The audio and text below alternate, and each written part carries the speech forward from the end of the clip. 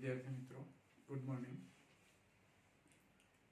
આપણે સ્વાધ્યાયના દાખલા જે બાકી હતા એ ગણતા હતા, એમાં 4.1 થી 4.5 છેલ્લા લેક્ચરમાં આપણે ગણેલા. હવે આજે આપણે સ્વાધ્યાયમાં એક દાખલો વચ્ચે બાકી હતો, દાખલા નંબર 4.8. હવે એમાં પ્રશ્ન શું છે? તો એક વર્તુળાકાર માર્ગ આપ્યો છે, એક વર્તુળ આપ્યું છે આપણને, જેની ત્રિજ્યા 200 મીટર છે. આ વર્તુળાકાર શું છે? તો વર્તુળાકાર એક બરફનું સ્કેટિંગ મેદાન છે, બરફનું છે, જેની પર સ્કેટિંગ કરી શકાય. ઘણી વખતે પેલી ગેમ્સની અંદર તમે જોતા હોય તો બરફની આખી એક સપાટી એવી હોય કે જેની પર સ્કેટર્સ હોય, સ્કેટિંગ કરતા હોય બરફ પર. એવું વર્તુળાકાર મેદાન છે. એટલે આ વર્તુળાકાર મેદાન છે. હવે એ મેદાન પર પી બિંદુએથી 3 છોકરીઓ સ્કેટિંગ કરવાની શરૂઆત કરે છે અને ક્યુ બિંદુ પર પહોંચવાનું છે. 200 મીટર ત્રિજ્યાનું વર્તુળાકાર મેદાન છે. 200 મીટર ત્રિજ્યા એટલે કેન્દ્રથી એક બાજુનું અંતર 200, એટલે આ બાજુ 200, એટલે PQ સીધું અંતર હું ગણું તો 400 થાય, 400 મીટર. હવે આવા બરફ પર, વર્તુળાકાર જે બરફનું મેદાન છે એની પર 3 છોકરીઓ અલગ અલગ માર્ગે સ્કેટિંગ કરી અને ક્યુ બિંદુ પર પહોંચે છે.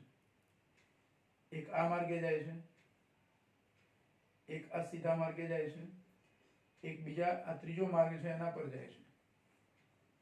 એકનો માર્ગ છે PAQ, બીજી છોકરી છે એનો માર્ગ છે PBQ, અને ત્રીજી છોકરી છે એનો માર્ગ છે PCQ. પ્રશ્ન આપણને એવો પૂછ્યો છે કે 3 છોકરીઓ, ધારો કે A, B અને C, કોઈ એક છોકરી એનું નામ A, બીજી છોકરી B અને C. તો આ 3 છોકરીઓ A, B અને C એમાંથી કઈ છોકરી માટે એના સ્થાનાંતરનું મૂલ્ય એ પથ લંબાઈના મૂલ્ય જેટલું હશે?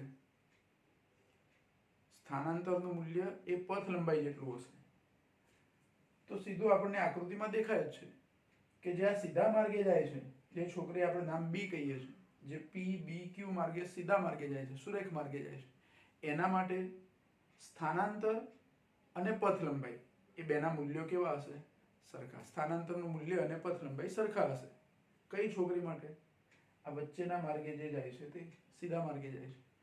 આના માટે સ્થાનાંતર જો સ્થાનાંતર તો દરેકનું સરખું હશે. આ PAQ માર્ગે જતી છોકરી માટે એવું પથ લંબાઈ અને સ્થાનાંતર શોધવું, તો સ્થાનાંતર તો આ સીધું જ હશે, પથ લંબાઈ એની અલગ હશે, વધારે હશે. બીજા માર્ગે જતી છોકરી માટે પથ લંબાઈ અને સ્થાનાંતર સરખા હશે. ત્રીજા માર્ગે જતી છોકરી માટે પથ લંબાઈ આ માર્ગ પર જે થાય તે, અને સ્થાનાંતર તો સીધું જ હશે. એટલે ત્રણેય છોકરીઓ માટે સ્થાનાંતરના મૂલ્યો કેવા હશે? સરખા. પણ જે B છોકરી છે, બીજા નંબરની જે છોકરી છે, એના માટે સ્થાનાંતર અને પથ લંબાઈના મૂલ્યો કેવા થાય? સરખા થાય. બરાબર? તો આપણે એ શોધવાનું છે. એવું કહેવાનું છે કે કોના માટે આ મૂલ્યો સરખા થશે, સ્થાનાંતરનું મૂલ્ય અને પથ લંબાઈ? તો B છોકરી માટે. પણ ત્રણેયના સ્થાનાંતરના મૂલ્યો તો કેવા છે? સરખા. ત્રણેયની પથ લંબાઈ કેવી છે? જુદી જુદી છે. પણ સ્થાનાંતર તો ત્રણેય માટે કેવા છે? સરખા છે. તો આપણે અહીંયા લખીએ કે આકૃતિમાં દર્શાવ્યા પ્રમાણે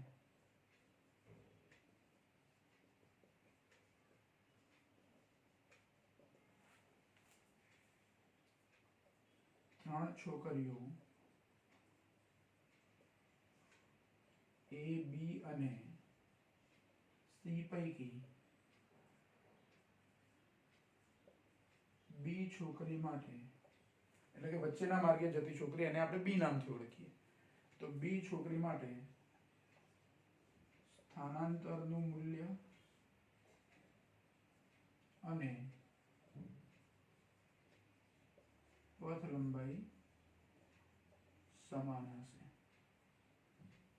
બીજું, ત્રણેય છોકરીઓ માટે સ્થાનાંતરના મૂલ્યો કેવા હશે? સરખા હશે. બીજો પોઈન્ટ, ત્રણેય છોકરીઓ માટે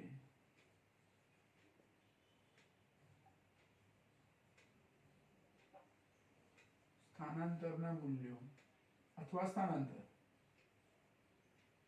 સમાન હશે. હવે એ સ્થાનાંતર કેટલું થશે? તો સ્થાનાંતર કેટલું? PQ જેટલું. સ્થાનાંતર PQ બરાબર 2 ગુણ્યા R કારણ કે વ્યાસ જેટલું છે ને, વર્તુળના વ્યાસ જેટલું છે એટલે કેટલું 2 ગુણ્યા 200 એટલે કે 400 મીટર. PQ કેટલા હશે? 400 મીટર. એટલે ત્રણેય છોકરીઓનું સ્થાનાંતર સરખું હશે. અને બી છોકરી માટે, બીજા નંબરની જે છોકરી છે એના માટે સ્થાનાંતર મૂલ્ય અને પથ લંબાઈ કેવા હશે? સમાન હશે. તો આપણો આ દાખલો સોલ્વ થઈ ગયો. 2 માર્કની અંદર પૂછવું હોય તો પૂછી શકાય એવો પ્રશ્ન. એટલો બધો અગત્યનો નથી, કેમ કે તમને સીધે સીધું આ તો આવડી જાય એવું છે. પણ ધારો કે આવો પ્રશ્ન પરીક્ષામાં આપણને પૂછાય તો 2 વસ્તુ કહેવાની છે. આ વચ્ચેના માર્ગે જતી છોકરી એટલે કે બી છોકરી માટે સ્થાનાંતર અને પથ લંબાઈ એ સમાન હશે. ત્રણેય માટે સ્થાનાંતર સરખું હશે. એ સ્થાનાંતર કેટલું? PQ. પથ લંબાઈ ત્રણેયની કેવી હશે? જુદી જુદી. બરાબર. તો આ દાખલો થયો આપણો 4.8. બરાબર. પહેલા આટલો તમે ગણી લો, પછી બીજો દાખલો આપણે ગણીએ.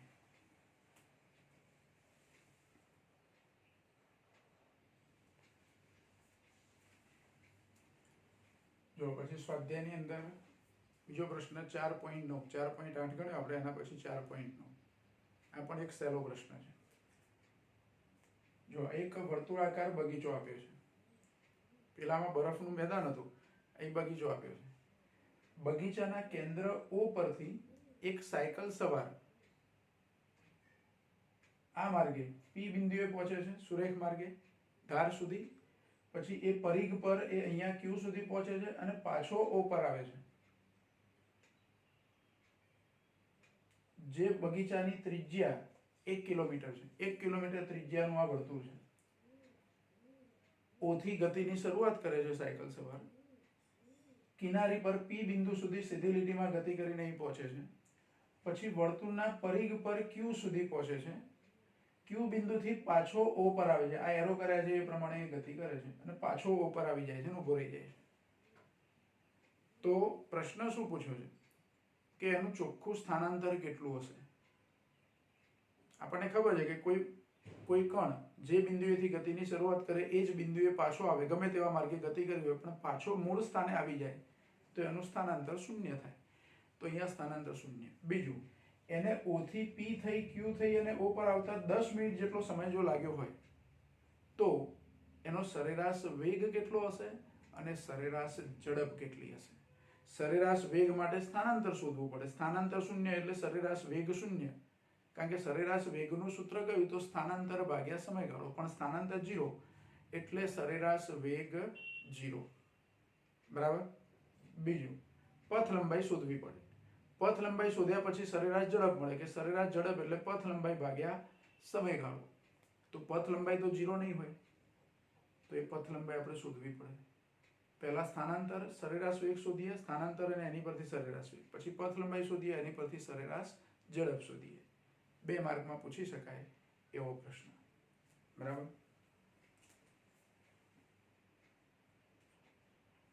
જો આકૃતિમાં દર્શાવ્યા પ્રમાણે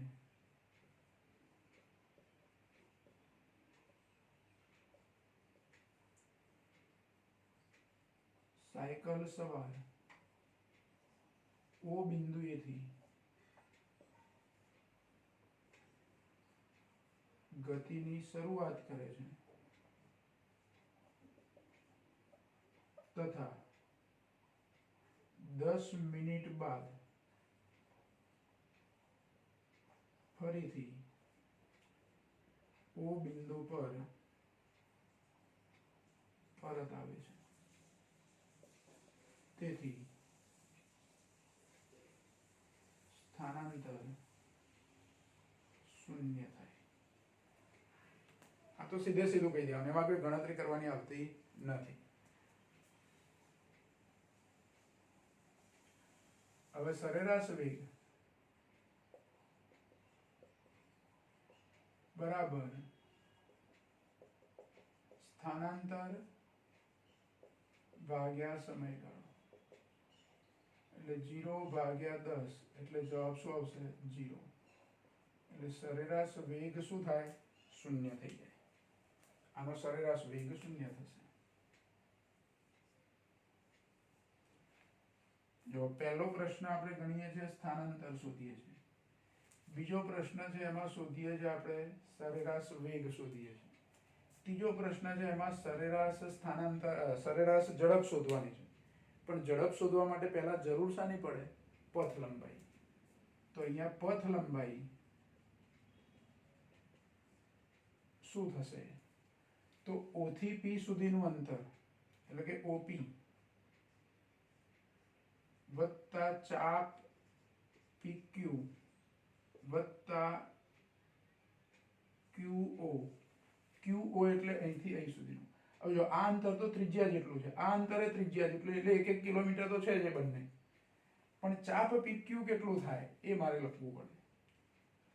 તો OP તો 1 કિલોમીટર છે, કિલોમીટરમાં જ રાખીએ છીએ આપણે. ચાપ PQ કેટલી થાય? તો વર્તુળનો પૂરેપૂરો પરિઘ લઈએ તો 2 પાઈ r થાય. આખા વર્તુળનો પરિઘ કેટલો થાય? 2 પાઈ r.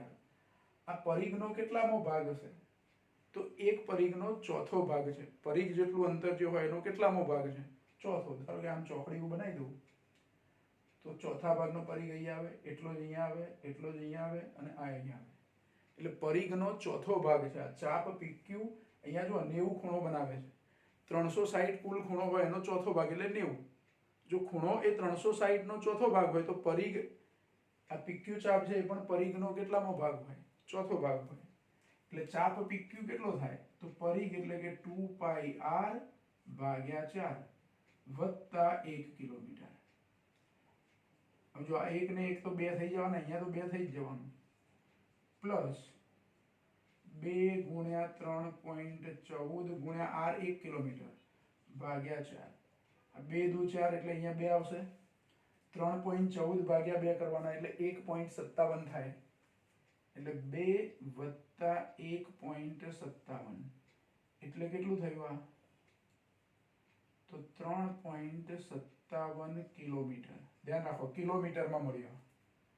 3.57 કિલોમીટર મળે છે. શું મળે છે આ? પથ લંબાઈ મળે છે. પથ લંબાઈ મળે એટલે હવે પથ લંબાઈ ભાગ્યા સમયગાળો. પણ સમય મિનિટમાં લીધો છે, મારે સમય કલાકમાં લેવો છે. t બરાબર કેટલા છે? તો 10 મિનિટ છે. કલાકમાં ફેરવવા હોય તો 60 એ ભાગી નાખવાના એટલે 1 કલાક થઈ ગયા. 10 ભાગ્યા 60 એટલે કે 1/6 અવર. કેટલું કહેવાય? એટલે અહીંયા લખું છું માટે t બરાબર 1/6 અવર. ચલો સમય મળી ગયો આપણને કલાકમાં. એટલે ઝડપ જે મળશે સરેરાશ ઝડપ 1 કિલોમીટર પ્રતિ કલાકમાં મળશે. બરાબર. તો હવે શોધીએ આપણે સરેરાશ ઝડપ. એટલે સરેરાશ ઝડપ બરાબર સૂત્ર કયું એનું? તો પથ લંબાઈ ભાગ્યા સમયગાળો. બરાબર. પથ લંબાઈ કેટલી? તો 3.57 ભાગ્યા 1/6 એટલે 6 ઉપર જતા રહે એટલે આનો ગુણાકાર કરવાનો. 3.57 ગુણ્યા 6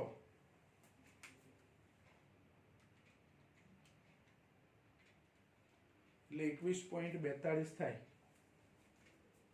એટલે સરેરાશ ઝડપ 21.42 કિલોમીટર પ્રતિ કલાક. ઝડપ શામાં મળશે? કિલોમીટર પ્રતિ કલાકમાં.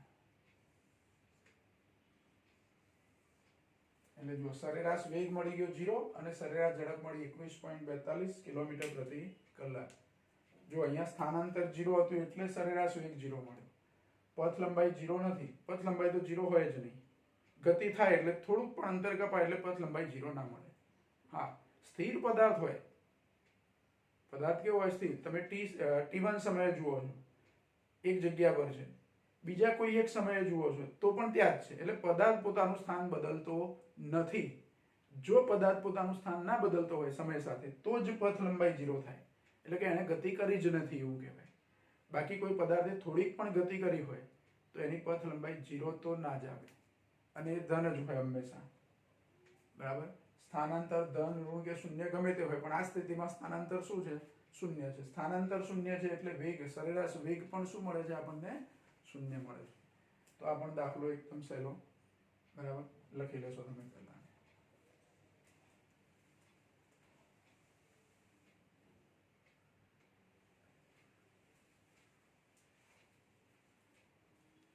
હવે જુઓ, આમ તો રેગ્યુલર આપણું જે સ્વાધ્યાય છે એના દાખલા આપણા પૂરા થયા બધા જ, 4.1 થી 4.25 સુધી. હવે વધારાનું સ્વાધ્યાય છે, એમાં જે પરીક્ષાલક્ષી પ્રશ્નો છે એવા પ્રશ્નો આપણે સોલ્વ કરીએ. અમુક પ્રશ્નો એવા છે જે પરીક્ષામાં આપણને પૂછી શકાય અને સહેલા છે. તો એમાંનો એક પ્રશ્ન છે વધારાના સ્વાધ્યાયમાં 4.29. પહેલા જૂના કોર્સની અંદર રેગ્યુલરમાં હતો જ આ પ્રશ્ન, એટલે આ પ્રશ્ન પરીક્ષામાં પૂછી શકાય એવો પ્રશ્ન કહી શકાય.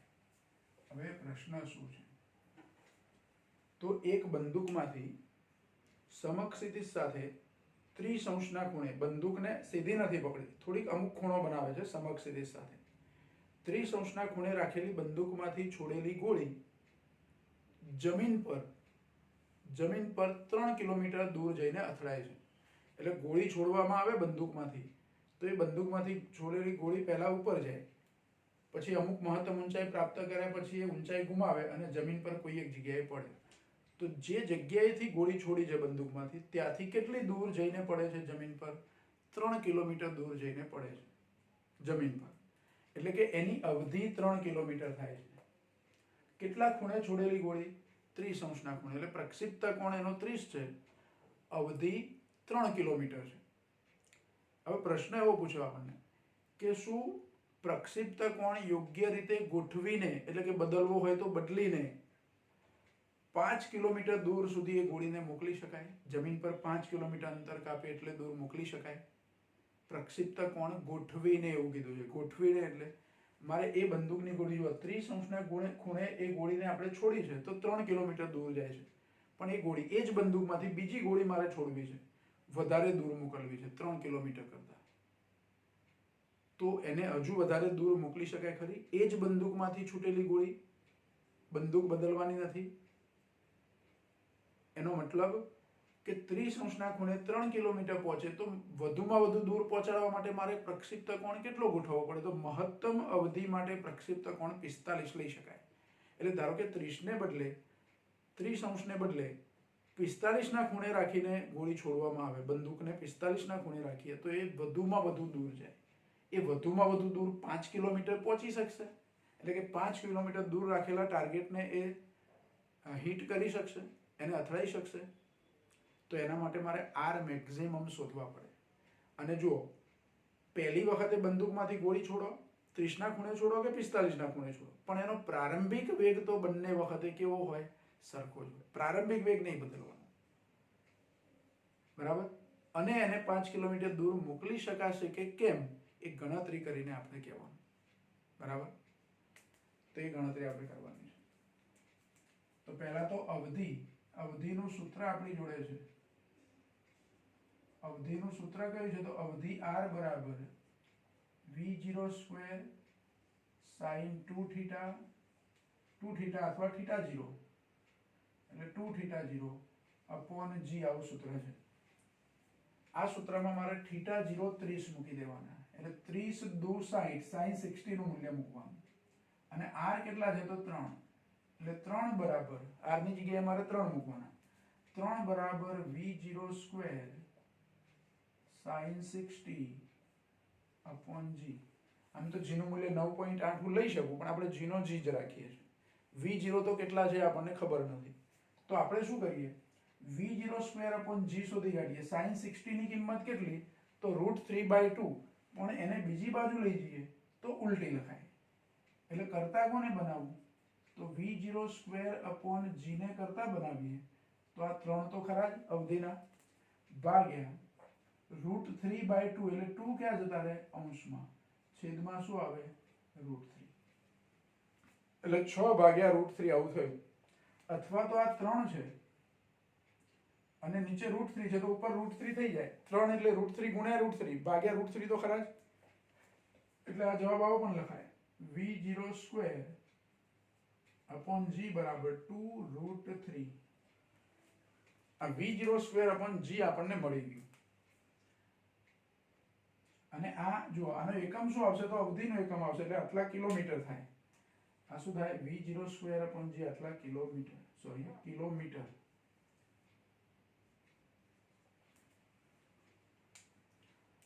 હવે જો v0 સ્ક્વેર અપોન g મળી ગયું. હવે મારે મહત્તમ અવધિ લેવી પડે.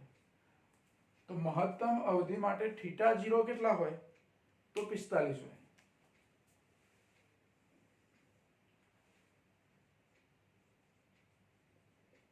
મહત્તમ અવધિ માટે થીટા 0 બરાબર 45 અને માટે આર મેક્સિમમ આવું કહું એને આર મેક્સિમમ બરાબર v0 સ્ક્વેર અપોન g. અહીંયા સાઈન 2 થીટા આવે પણ થીટા 45 લો એટલે 45 દુ 90 સાઈન 91 થઈ જાય. એટલે ખરેખર મહત્તમ અવધિ એટલે v0 સ્ક્વેર અપોન g અને v0 સ્ક્વેર અપોન g એ તો આપણે શોધી કાઢ્યા છે 2√3 √3 એટલે 1.73 બરાબર. એટલે લગભગ 3.46 જેવું થાય. આ તમે ગુણાકાર કરો તો 17 દુ 34 40 3.46 કિલોમીટર આર મેક્સિમમ. એટલે પ્રક્ષિપ્તા કોણ 45 નો ગોઠવીએ તો પણ એ બંદૂકમાંથી છૂટેલી ગોળી વધુમાં વધુ કેટલી દૂર જઈ શકે છે 3.46 કિલોમીટર. 5 કિલોમીટર દૂર જઈ શકતી નથી. એટલે પ્રશ્નમાં એવું કીધું કે 5 કિલોમીટર દૂર આવેલા ટાર્ગેટને અથડાઈ શકે એ ગોળી. તો આપણો જવાબ શું થશે ના, એ ગોળી 5 કિલોમીટર દૂર સુધી મોકલી શકાતી નથી.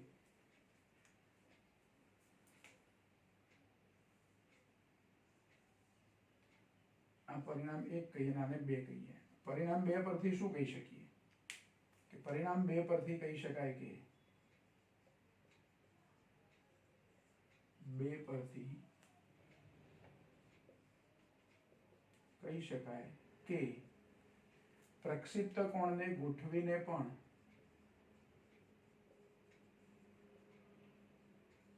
પ્રક્ષિપ્ત કોણ યોગ્ય રીતે ગોઠવીને પણ ગોળી 5 કિલોમીટર દૂર સુધી મોકલી શકાતી નથી. કારણ કે વધુમાં વધુ 3.46 કિલોમીટર દૂર જ જાય છે બરાબર. પણ તમને એવું પૂછ્યું હોય કે પહેલા r બરાબર 3 છે, હવે 3.2 કિલોમીટર દૂર રહેલા ટાર્ગેટ પર ગોળી મોકલી શકાય પ્રક્ષિપ્ત કોણ ગોઠવીને. તો 3.46 કરતા ઓછું હોય 3 અને 3.46 ની વચ્ચે તો એવા ગમે તે અંતરે મોકલી શકાય બરાબર. પણ 3.46 થી વધારે દૂર એને મોકલી શકાય નહીં આપેલી બંદૂકમાંથી છૂટેલી ગોળી. બીજી કોઈ સારી બંદૂક લો જેમાં પ્રારંભિક વેગ વધારે આપી શકાય તો એવી બંદૂક માટે પાછું શક્ય બને. પણ અહીં આપણે જે બંદૂક માટે r30 મળે 3 કિલોમીટર મળે છે 30 અંશના ખૂણા માટે, એ જ બંદૂક માટે વધુમાં વધુ અવધિ આપણને મળશે 3.46. એનાથી વધારે અવધિ મળે નહીં. એટલે ગોળીને 5 કિલોમીટર અંતર રહેલા ટાર્ગેટ પર અથડાવી શકાય નહીં બરાબર. એટલે દૂર મોકલી શકાતી નથી. તો આ પણ એક 3 માર્કની અંદર પૂછી શકાય એવો પ્રશ્ન બરાબર.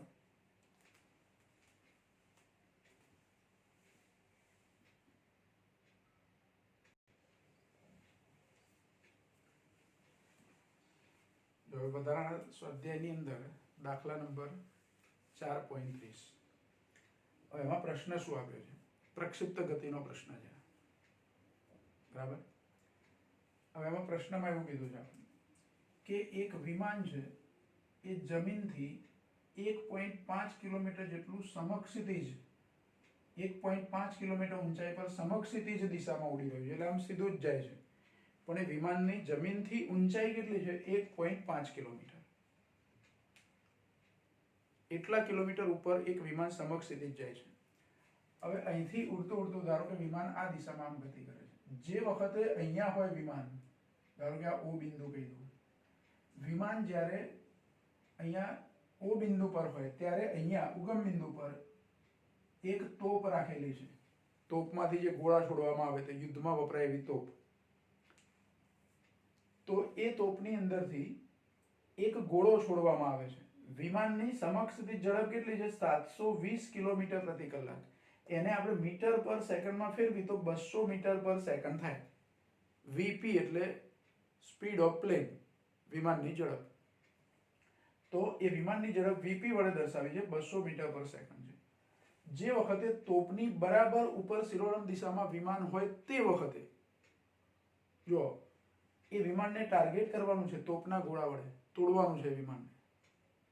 તો તોપની બરાબર ઉપર હોય વિમાન, એ વખતે તોપમાંથી જો ગોળો છોડવામાં આવે ઉપર તરફ તો ગોળો આ દિશામાં જાય, પણ વિમાન તો એ વખત આગળ હટી ગયો છે, એટલે વિમાનને ટાર્ગેટ કરવું છે. તો આ દિશામાં તો ગોળો છોડાય જ નહીં, જે વખતે બરાબર ઉપર હોય એ વખતે. તો તોપમાંથી ગોળો જે છોડવામાં આવે, અહીંયા મૂકેલી તોપમાંથી, એ શિરોલમ સાથે કેટલા ખૂણે, આ શિરોલમ સાથે તોપનો ગોળો કેટલા ખૂણે મારે છોડવો જોઈએ? એનો v0 એટલે પ્રારંભિક વેગ. ધારો કે તોપના ગોળાનો પ્રારંભિક વેગ આપ્યો છે આપણને 600 મીટર પર સેકન્ડ છે, એક સેકન્ડમાં 600 મીટરનું અંતર કાપે, એવી રીતે ગોળો છોડવાનો છે. તો શિરોલંબ સાથે, સમક્ષિતિજ સાથે નહીં, ધ્યાન રાખો, શિરોલંબ સાથે તોપનો ગોળો છે એ કેટલા ખૂણે ફેંકવો પડે, એટલે કે કેટલા ખૂણે એને છોડવો પડે 600 ની ઝડપે, કે જેથી એ વિમાનને અથડાય. તો તોપનો ગોળો છે શિરોલંબ સાથે ધારો કે થીટા ખૂણે આવી રીતે છોડીએ તો એ ગોળો આવા માર્ગે ગતિ કરી અને અહીંયા પહોંચી જાય. પી બિંદુએ બંને સાથે પહોંચે એના માટે બંનેનો સમય પણ કેવો? સરખો. વિમાન જ્યારે ઓ બિંદુ પર હતું અને અહીંયા તોપનો ગોળો, ધારો કે અહીંયા ક્યુ કહી દઈએ આપણે, આ ઓ બિંદુ કહીએ, ઉગમ બિંદુ, અને અહીંયા ક્યુ બિંદુ કહીએ. વિમાન જ્યારે ક્યુ બિંદુએ હતું તે વખતે તોપમાંથી ગોળો છોડવામાં આવે, એટલે કે ઓ બિંદુ પરથી. વિમાન આ દિશામાં ગતિ કરતું કરતું પી બિંદુએ પહોંચે ત્યારે જ ગોળો પણ ત્યાં પહોંચવો જોઈએ, એવું સેટિંગ કરવું પડે. એ રીતે ગોળાને છોડવો પડે તોપમાંથી. કે ટી સમયમાં વિમાને કાપેલું અંતર, સમક્ષિતિજ અંતર, અને ટી સમયની અંદર તોપનો ગોળો છે એને પણ એ સમક્ષિતિજ અંતર જે કાપે જાય છે આવા માર્ગે, પણ એ સમક્ષિતિજ અંતર તો એટલું જ થવું જોઈએ. એટલે ટી સમયમાં બંને કાપેલા અંતરો કેવા થવા જોઈએ? સરખા, સમક્ષિતિજ અંતર. વિમાને આટલું અંતર કાપ્યું છે, તોપનો ગોળો છે એ પણ સમક્ષિતિજ દિશામાં આટલું જ અંતર કાપે, જેટલું પીક્યુ છે એટલું જ અંતર. ધારો કે અહીંયા બીજું એક બિંદુ નામ આપી દઈએ આર, તો OR અને PQ અંતરો સરખા થવા જોઈએ ટી સમયમાં. તોપના ગોળા માટે OR અંતર અને વિમાન માટે PQ અંતર સરખા થાય તો તોપનો ગોળો વિમાનને અથડાઈ શકે, એટલે કે એને તોડી શકાય. આ એક પ્રશ્ન. એટલે થીટા કેટલા રાખવા પડે તે શોધવાના. કે તોપમાંથી ગોળો છોડીએ શિરોલંબ સાથે કેટલો, સમક્ષિતિજ સાથે નહીં, શિરોલંબ સાથે કેટલો ખૂણો બનાવશે કે જેથી એ વિમાનને ટાર્ગેટ કરી શકાય. પછી બીજો પ્રશ્ન પૂછ્યો છે કે તોપનો ગોળો છે એ જો થીટા જેટલા ખૂણે છોડીએ તો વિમાનને કેટલી હાઈટ પર રહેવું જોઈએ કે જેથી તોપનો ગોળો એને અથડાય જ નહીં? વિમાન કેટલી હાઈટ પર રહેવું જોઈએ કે તોપનો ગોળો તેને અથડાય નહીં? તો એ હાઈટ પણ શોધવાની છે, પણ પહેલા આપણે થીટા શોધવાની વાત કરીએ. બરાબર. હવે જુઓ, આપણે જ્યારે પ્રક્ષિપ્ત ગતિ શીખ્યા ત્યારે ખૂણો સમક્ષિતિજ સાથે આ બાજુ થીટા લેતા હતા, પણ હવે આ બાજુ થીટા લીધા છે. હવે આ બાજુ જો થીટા લીધા હોય શિરોલંબ સાથે તો સમક્ષિતિજ સાથે આ ખૂણો કેટલો થાય? તો ટોટલ 90 હતા, એમાંથી થીટા કાઢી નાખો એટલે આ ખૂણો પણ મળે મને. તો એ ખૂણો કેટલો થાય? તો એ 90 માઇનસ થીટા થાય. અહીંયા જે ખૂણો આપણને મળશે એ 90 માઇનસ થીટા મળશે. આપણે જરૂર છે થીટા શોધવાની. બીજું, અહીંયા આ વેગનો જે સદિશ છે, પ્રારંભિક વેગનો, તોપના ગોળાનો વેગ v0 જે કહીએ છીએ તે, એનો આ સદિશ છે એ આ બિંદુએ સ્પર્શકની દિશામાં હોય, એનો એક ઘટક આપણને y ઘટક મળે અને બીજો ઘટક x ઘટક મળે. પણ ખૂણો આપણે y અક્ષ સાથે લીધો છે એટલે અહીંયા cos આવવાને બદલે આ બાજુ cos આવે અને આ બાજુ શું આવે? sin આવે. એટલે સમક્ષિતિજ ઘટક v0 cos θ ને બદલે થિયરીમાં આપણે જે v0 cos θ લીધા હતા એને બદલે મારે શું લેવું પડે? v0 sin θ. કારણ કે θ મેં આ બાજુ લીધા છે. એટલે જો સમક્ષિતિજ સાથે ખૂણો પૂછ્યો હોય તો અહીંયા θ લેવાય, θ અહીંયા લઈએ તો અહીંયા cos લેવાય નહીં, sin લેવાય. પણ એટલું ખાલી ઉલટું આપ્યું છે આપણને. શિરોલંબ સાથે ખૂણો પૂછ્યો છે. શિરોલંબ સાથે ખૂણો ધારો કે મળી જાય, મને આ ખૂણો ધારો કે મળી ગયો 20, તો આ બાજુ કેટલો હોય? 90 માંથી 20 એટલે 70. જવાબ તો બે રીતે શોધાય, પણ આપણને પ્રશ્ન પૂછ્યો છે શિરોલંબ સાથે. તો શિરોનામ સાથે ખૂણો થીટા છે એટલે થીટા આપણે શોધી કાઢવાનો છે. તો એ શોધવા માટે ટી સમયમાં, ધારો કે ટી સમયે ગોળો વિમાનને અથડાય છે અહીંયા પી બિંદુ પાસે, તો ટી સમયમાં વિમાને સમક્ષિતિજ દિશામાં કાપેલું અંતર બરાબર ટી સમયમાં તોપના ગોળાએ કાપેલું અંતર સમક્ષિતિજ. બંને સમક્ષિતિજ અંતર કેવા કાપવા જોઈએ? સરખા. એટલે અહીંયા લખીએ આપણે કે તોપનો ગોળો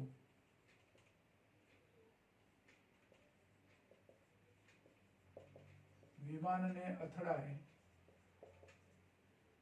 તે માટે ટી સમયમાં બંને એ કાપેલા અંતર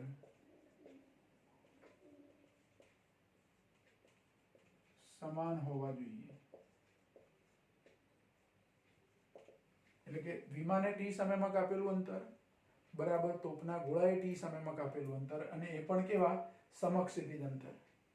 બંને એ કાપેલા સમક્ષિતિજ અંતર કેવા હોવા જોઈએ? સમાન હોવા જોઈએ. એટલે કે ટી સમયમાં તોપના ગોળાએ કાપેલું અંતર બરાબર ટી સમયમાં વિમાને કાપેલું અંતર. બંને સમક્ષિતિજ અંતરો ધ્યાન રાખો.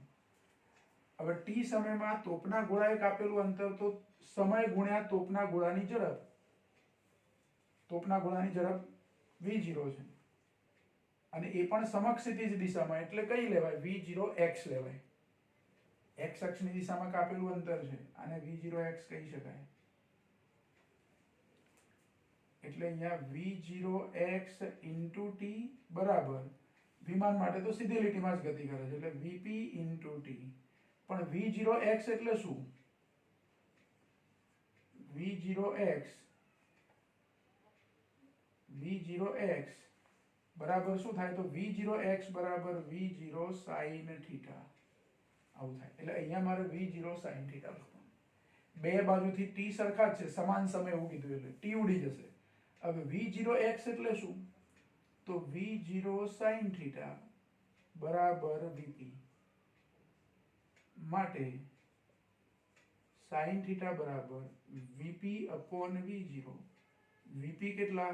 200 અને v0 કેટલા? 600. બંને મીટર પર સેકન્ડમાં સરખા એકમ હોવા જોઈએ બંનેના. જો અહીંયા આ પ્રશ્નમાં આપણને 600 મીટર પર સેકન્ડ એવું જ આપ્યું છે, જ્યારે આ વિમાનની ઝડપ છે 720 કિલોમીટર પ્રતિ કલાક આપી છે. એટલે આ મીટર પર સેકન્ડમાં હોય ને આ કિલોમીટર પ્રતિ કલાકમાં એ કિંમતો મૂકું જ ના ચાલે. અહીંયા હું 720 ના મૂકી શકું, એને મારે મીટર પર સેકન્ડમાં ફેરવવા પડે. એટલે બંનેના એકમ કેવા હોવા જોઈએ? અહીંયા સરખામણી કરો એ વખતે સરખા હોવા જોઈએ. તો 2/6 એટલે કે 1/3 એટલે sin થીટા બરાબર 1/3 એટલે કે 0.3333. તો એની પરથી થીટા 0 બરાબર શું મળે અથવા થીટા બરાબર શું મળે? તો નેચરલ સાઇન માંથી આ શોધી કાઢવાનું લોગ ટેબલનો ઉપયોગ કરી. સાઇન છે એટલે નેચરલ સાઇન નો ટેબલ કાઢવાનું. નેચરલ સાઇનમાં 0.3333 શોધીએ આપણે. જો લોગ ટેબલની અંદર આ ડિગ્રીનું જે કોલમ છે નેચરલ સાઇનમાં, એમાં ઊભી લાઈનમાં 19 ડિગ્રી જે આપ્યા છે એની સામે 33.05 એવું આપ્યું છે આપણને. પછી 33.22 પણ આપ્યું છે. 33.22 આપ્યું છે અને 33 લાવો એટલે 11 ઉમેરવા પડે એટલે 4. 24 ને 4 28. 19 ડિગ્રી 28 મિનિટ જેવું થાય. થીટા બરાબર 19 ડિગ્રી 28 મિનિટ. જો તોપમાંથી ગોળો આટલા ખૂણે છોડવામાં આવે 19 ડિગ્રી 28 મિનિટ જેટલા ખૂણે, તો એ વિમાનને અથડાઈ શકે. 600 ની ઝડપે છોડેલો તોપમાંથી ગોળો જે છે એ વિમાનને અથડાવવો હોય, વિમાનને ટાર્ગેટ કરવું હોય ગોળા વડે, તોપના ગોળા વડે, તો શિરોલંબ સાથે 19 ડિગ્રી 28 મિનિટ જેટલો ખૂણો સેટ કરવો પડે. શિરોલંબ સાથે 19 28 છે તો સમક્ષિતિજ સાથે કેટલો હોય? તો 90 માંથી 19 28 બાદ કરી દેવાના. 19 ડિગ્રી 28 મિનિટ એટલે એ પણ મળી જાય, એની આપણે જરૂર નથી. શિરોલંબ સાથે આટલા ખૂણે જો તોપમાંથી ગોળો છોડવામાં આવે 600 મીટર પર સેકન્ડની ઝડપે, તો વિમાન અહીંયા પી બિંદુએ પહોંચશે, એ જ વખતે ગોળો અહીંયા પહોંચ્યો હશે અને વિમાનને તોડી પાડશે, એને અથડાશે. બરાબર, આ એક ગણતરી થઈ. હવે વિમાન ચાલક એવું ઈચ્છે છે કે તોપમાંથી છૂટેલો ગોળો અથડાય જ નહીં વિમાનને, એ માટે વિમાનની હાઈટ કેટલી રાખવી પડે, કેટલી ઊંચાઈ પર એને વિમાન ઉડાડવું પડે. તો આ ગોળો તો અહીંયા ગયો છે, હજુ અહીંથી ધારો કે વિમાનને અથડાયો ન હોત તો એની ઊંચાઈ વધતી, તો મહત્તમ કેટલી ઊંચાઈએ પહોંચે, તો તોપના ગોળાની જેટલી મહત્તમ ઊંચાઈ થાય એનાથી સહેજ વધારે વિમાને ઉડવું પડે, એટલે તોપનો ગોળો એને ટાર્ગેટ કરી શકે નહીં. બરાબર, તો એ ઊંચાઈ શોધવી છે. તો વિમાનની મહત્તમ ઊંચાઈ આપણે શોધવી છે.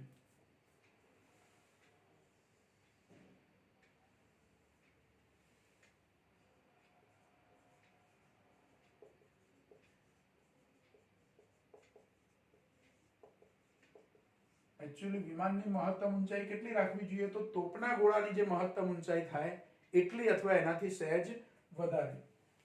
એટલે અહીંયા આપણે એવું લખીએ કે તોપના ગોળાની મહત્તમ ઊંચાઈ પહેલા શોધીએ.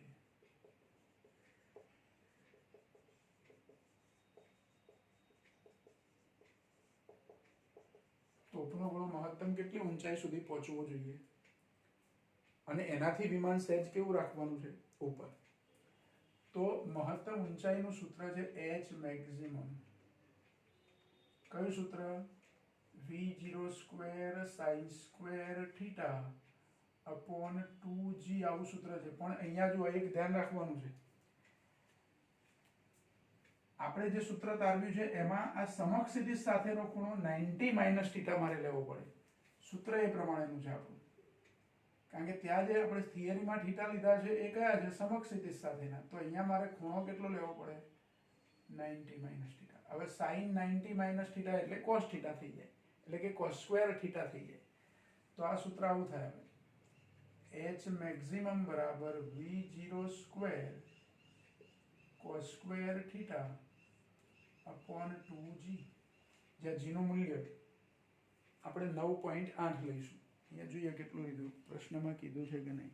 g બરાબર 10 લેવાના કીધા છે આપણને, પ્રશ્નમાં g કેટલા કીધા છે? 10, એટલે 10 લઈશું. તો જો થીટાની કિંમત અહીંથી હું મૂકી દઉં, થીટાની કિંમત મૂકી દેવાય. આમ તો જુઓ sin થીટા બરાબર 1/3 છે, એની પરથી ડાયરેક્ટ cos થીટા શોધવા હોય તો અહીંયા જો લખીએ આપણે કે sin થીટા બરાબર 1/3, એટલે sin સ્ક્વેર થીટા કેટલા થાય? 1/9 થાય. sin સ્ક્વેર એટલે 1 માઇનસ cos સ્ક્વેર થીટા, તો 1 માઇનસ cos સ્ક્વેર એટલે 1/9 થાય. એ બાજુમાં અહીંયા ગણીએ આપણે, કારણ કે જગ્યા જોશે પછી. જો sin થીટા બરાબર 1/3, એટલે sin સ્ક્વેર થીટા બરાબર 1/9, 1 માઇનસ cos સ્ક્વેર થીટા બરાબર 1/9, કારણ કે sin સ્ક્વેર થીટા બરાબર 1 માઇનસ cos સ્ક્વેર, આ તો નિત્યસમ છે આપણી જોડે. તો cos સ્ક્વેર થીટા બરાબર શું થાય? તો 1 માઇનસ 1/9 cos સ્ક્વેર થીટા બરાબર આવું થાય. 9 એકા 9, 9 માંથી 1 જાય 8, એટલે 8/9 થાય. કોના બરાબર? cos square theta. અને આ cos સ્ક્વેર થીટા અહીંયા મારે લખી દેવાના, 8/9 cos સ્ક્વેર થીટાની કિંમત. cos થીટા લઈએ તો વર્ગમૂળ લેવું પડે, પણ એ તો સ્ક્વેર છે જ આપણી જોડે. બરાબર, એટલે h મેક્સિમમ બરાબર v0 સ્ક્વેર એટલે 600 નો વર્ગ ગુણ્યા cos સ્ક્વેર થીટા તો ડાયરેક્ટ છે આપણી જોડે 8/9, અને અહીંયા છેદમાં 2g એટલે 2 ગુણ્યા 10, કારણ કે g નું મૂલ્ય 10 લેવાનું કીધું છે. બરાબર, આનું સાદુરૂપ આપવાનું. 600 નો વર્ગ એટલે 6 નો વર્ગ 36, અને 2 0 છે એટલે 10 ની 4 ઘાત લખી દઉં છું. ખરેખર 4 મીંડા થઈ જાય, વર્ગ કરીએ એટલે 4 મીંડા એટલે 10 ની 4 ઘાત. પછી અહીંયા 2 છે ને અહીંયા 8 છે, એટલે અહીંયા 4 રહેશે, એટલે ગુણ્યા 4 ભાગ્યા 10 ગુણ્યા 9, 9 ચોક 36 પાછા, એટલે 4 ચોક 16, 16 ગુણ્યા 10 ની 3 ઘાત. કેમ 3? તો આ 10 છે નીચે અને 10 ની 4 ઘાત છે, આ 10 ની 1 ઘાત કહેવાય. ઉપર જાય તો 4 માંથી 1 ઘાત બાદ થાય. જો આ 3 વખત 4 નથી, ધ્યાન રાખો, આ 4 એ સંખ્યા છે, આ 4 એ સંખ્યા છે, અને આ 4 તો ઘાત છે, એટલે આનો અને આનો ગુણાકાર 16.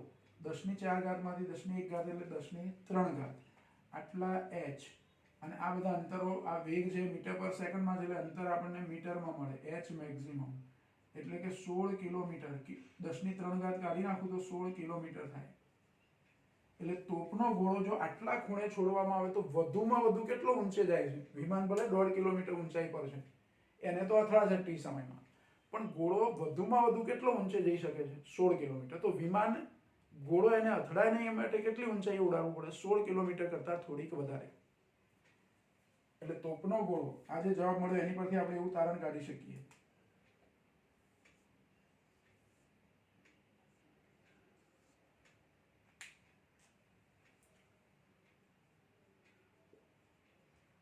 થીટા એટલે આટલા ખૂણે છોડેલો, બીજો ખૂણો હોય તો પાછો જુદો જવાબ આવે.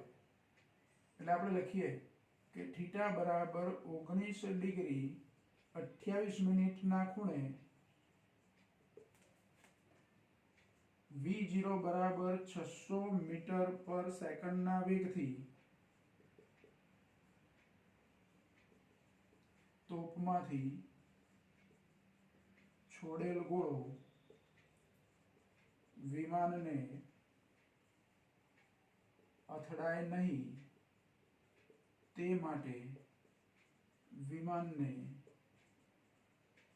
જમીનથી 16 કિલોમીટર કરતા સહેજ વધારે ઊંચાઈ પર